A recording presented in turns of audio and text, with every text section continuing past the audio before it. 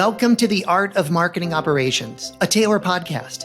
I'm Glenn Bottomley, and today my guest is Naomi Liu, Director, Global Marketing Operations at EFI, an organization that helps print producers transition from analog to digital with print technology, training, service, and support to inspire the world with brilliant imagery on any material.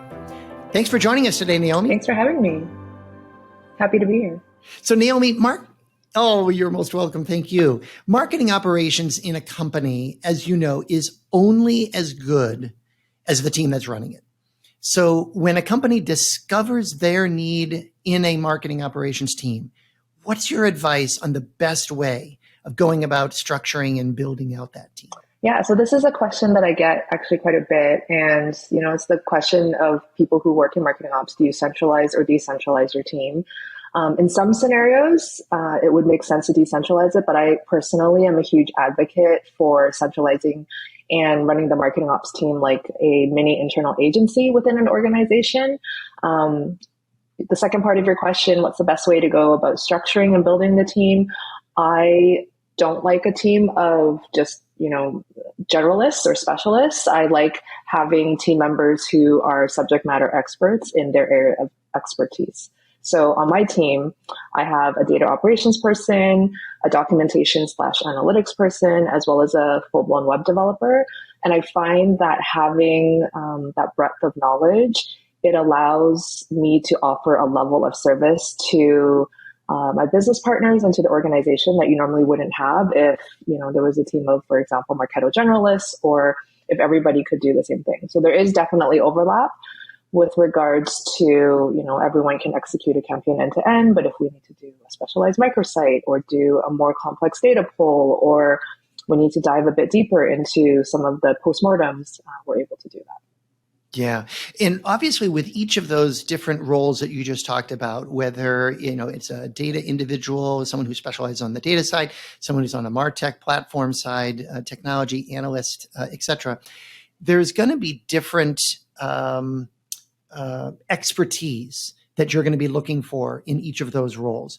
But can you raise the level of abstraction to just marketing operations in general? And can you talk a little bit about what are the sort of the key skill sets or traits or attributes that you look for when hiring someone to a marketing operations team, or advice that you would give, particularly if somebody's going to be creating a new marketing operations function? What do you look for?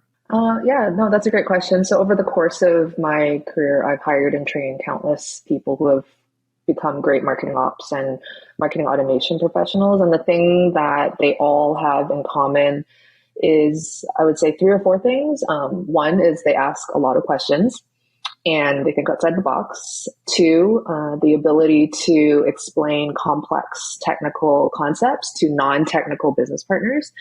And 3, the ability to multitask and prioritize their workload, just because, you're constantly working on so many different things and can be pulled in many different directions. Priorities are constantly changing.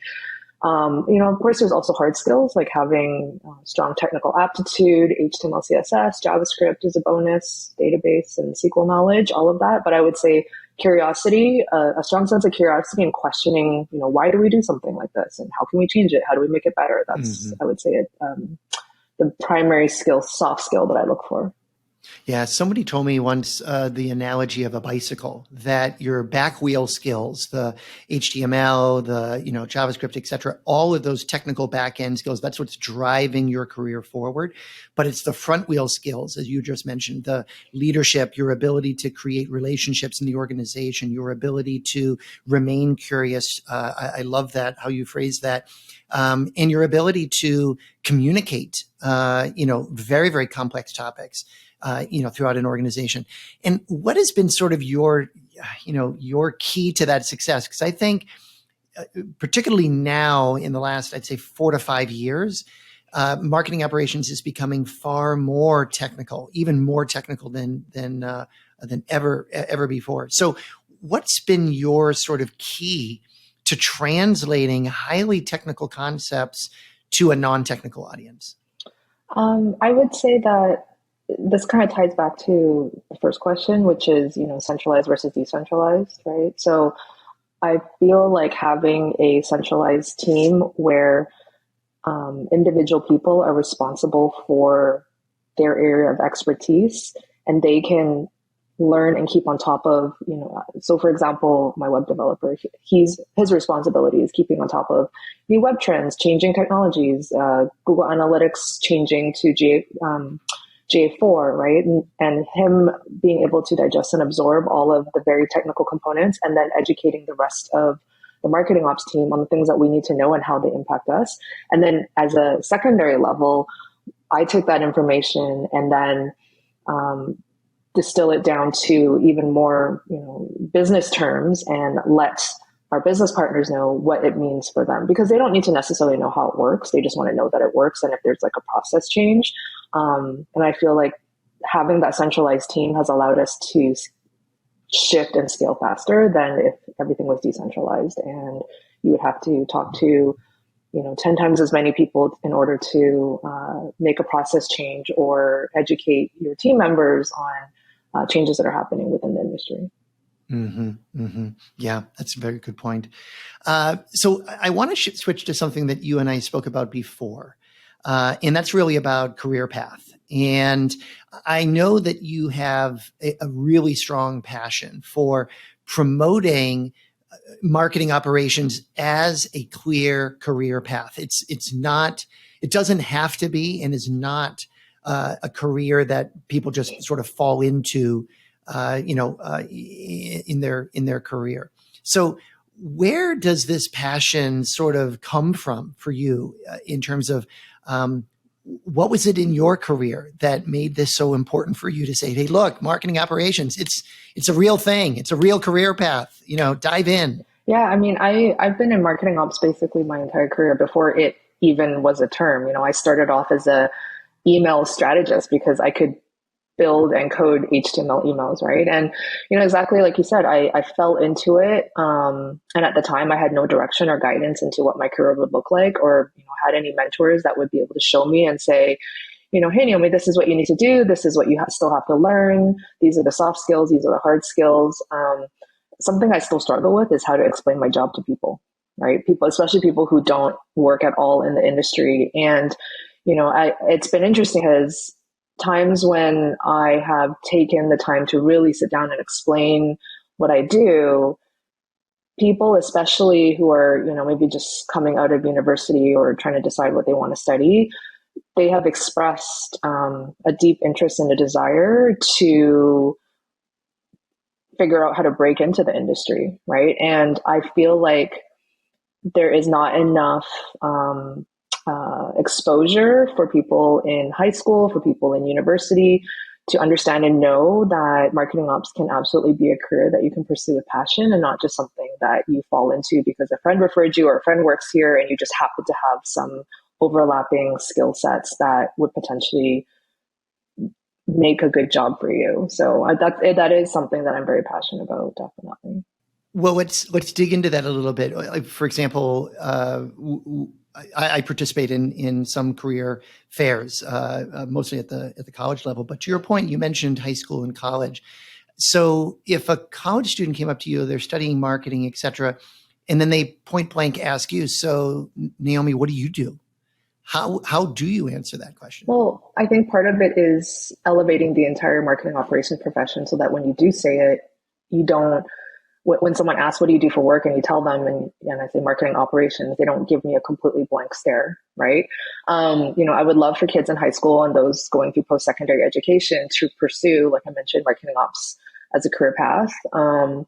And I do want to take a moment to plug the Marketing Ops, the MoPros community. You can find us at marketingops.com. So we are a community-led platform for marketing ops professionals. And I feel like it's something that I wish I had access to when I was starting my career because I didn't know where to turn, right? I thought, okay, well, email is kind of a subset of like web development. Maybe I'll become eventually a web. I just didn't know. It was just not something that was very clear to me. And I have had the opportunity to talk to students. Just at the end of last year, I had the opportunity to talk to about 200 senior level girls in high school who were trying to figure out what they wanted to do when they graduated high school. And, I think that we are just at the beginning stages of, really elevating this entire profession because, sometimes even myself, we who work in the industry struggle to properly define what marketing ops is, right? So in some organizations, marketing ops includes and encompasses demand gen, right? But in my world, it doesn't. And so I think that until we kind of figure out what do we really define as marketing ops and what do those pieces all look like, it's going to be something that will be a challenge for us. Mentorship awareness is so important, especially when it comes to starting an industry and career pathing. So it's all stuff that I wish that I had at that time. Well, and you mentioned the community, and I think that that's really, really important. And I think there's so many resources that are growing for marketing operations professionals to learn, to connect, to learn from one another, to share best practices, et cetera. I think that that's great. But let's bring it back to the individual company. How do you feel is the right way for a marketing operations team to make sure that marketing operations can stay as a critical part of a business strategy for an organization, and how can a marketing operations team drive and continue to make the business stronger? Yeah, so I always say this to my team that, when people just expect things to work, right? So when you go to a website, you just expect to have a seamless experience. You don't expect it to be buggy. You don't want the page to just jump around. You expect all the links to work.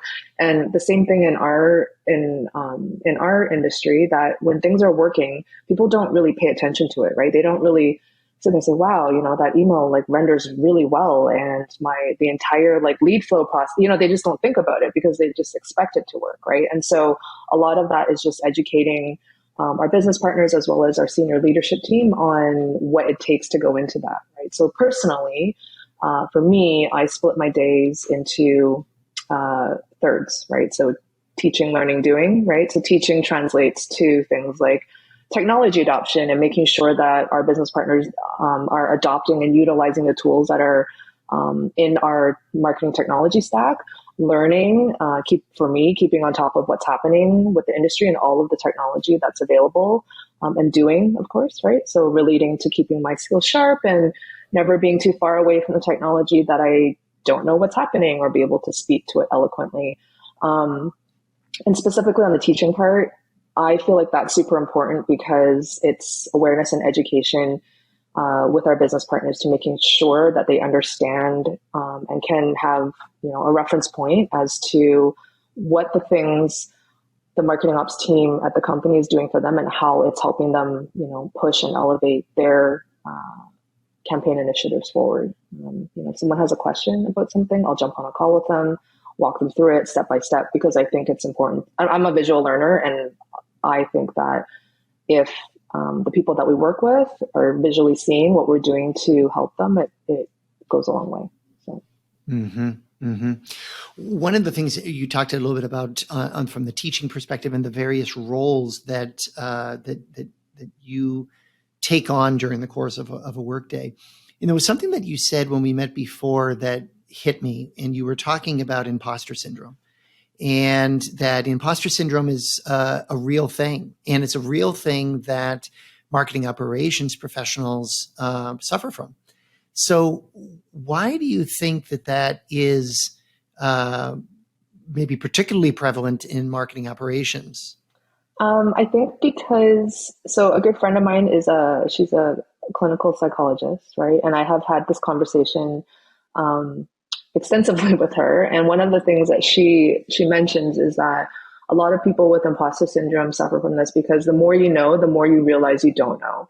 And especially in ops, you're constantly learning, and it's just a daily thing. You have to, right? And I feel like that combined with a lack of structured education or career path for this industry and having to figure out a lot of these things on our own.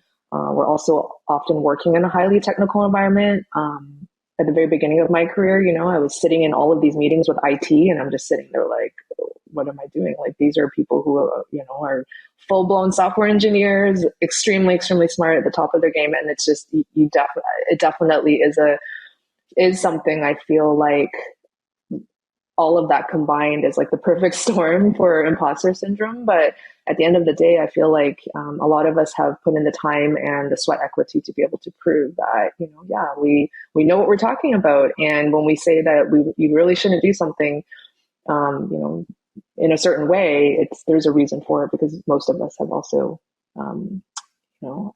learned from our mistakes as well. So. Mm-hmm. One of the things that I think contributes to this topic, at least my opinion, I'd like to get your take on it, is somebody told me a long time ago that the carbon half-life of technical knowledge is, the last I had heard this, so it's a few years ago, is about 18 months. So in other words, half of what we know today through the technology that we use, the way in which we actually run our marketing operations teams today, half of what we know is obsolete 18 months from now.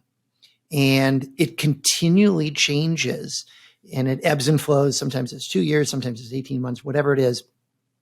But because the technology is constantly changing, there's tens of thousands of MarTech platforms, tools everywhere, solutions everywhere.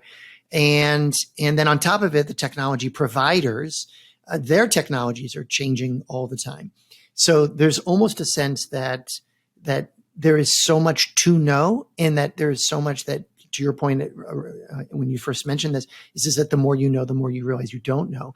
Do you also feel that the notion of technology knowledge, the half-life of that, does that contribute to it as well, the speed at which technology is changing? I'm always going to be the first person to say that, like, tools aren't a silver bullet for an organization, right? So I kind of, I do definitely ignore that noise a little bit, I would say, right? I feel like when I am looking at evaluating new tools, I'm doing so because there's a gap and a need in the business. It's very rare that I will be pitched a tool or come across something that I'm like, wow, this is amazing. How do I make it fit into our organization, right? There has to be an identified gap. I feel people process over tools, right? So tools and technology can change super quickly, but unless you have processes and people in place, like, they're only going to change as quickly as that, right? So, Chat GPT and all of this AI stuff is, the latest and greatest, and everyone's talking about it. But how does that really translate into a real world and real life work environment? There's still processes in place and the people that need to adopt it in order for it to happen. So there is still that ceiling, I think. Yeah. It's my humble opinion. Well, and to your point, it's yeah. And I very much agree, because to your point, the tool doesn't run itself. Mm-hmm. You have to have people who have the knowledge of that tool, people that know how to incorporate that tool, how to incorporate it in the specific company environment, the specific market environment, the specific flow of how revenue is generated in the organization. And then there needs to be a process for how it is going to sort of integrate into the fabric of both the MarTech stack, but also, an organization's operations, more broadly. And so to your point, yeah, I think that your concept of, people in process over tools, tools are important. They play a role, but don't neglect the people side, the process side, because without those two, the tools essentially doesn't mean that much. I agree. Totally. I completely agree. And on the topic of that too, it's, I will never understand organizations that will implement technology or tools that are, not cheap, but then not invest the same amount of energy and resources into hiring people to run those tools, right? So. Yep. No, that's good. Well, Naomi, before we wrap up today's episode, what is the main takeaway that you want to share to help understand the challenges facing marketing operations executives today? I would like to say that, just a reminder that, you don't always have to, be perfect. We can always be more empathetic, more patient, more productive, more collaborative team player. But like we can't be all things to all people all the time. And some of the best ideas and work projects that I've been a part of have come as a result of myself and my team messing up, to be honest, right? Like, wow, we'll never do that again. Or, we're just not always nailing it. And it's things that we learn from, right? So a lot of the amazing campaigns and processes and things that we put into place are there because we've learned what not to do, what never to do again. And it's constantly just learning from our mistakes. I love it. Learning organization. Well, that wraps up this episode of The Art of Marketing Operations. Thank you so much for joining us today, Naomi. Thank you for having me. Well, until next time, stay safe and take care. Thank you for listening to The Art of Marketing Operations, brought to you by Taylor. Don't forget to hit subscribe in your favorite podcast player. If you enjoyed this episode, please rate, review, and share. Until next time.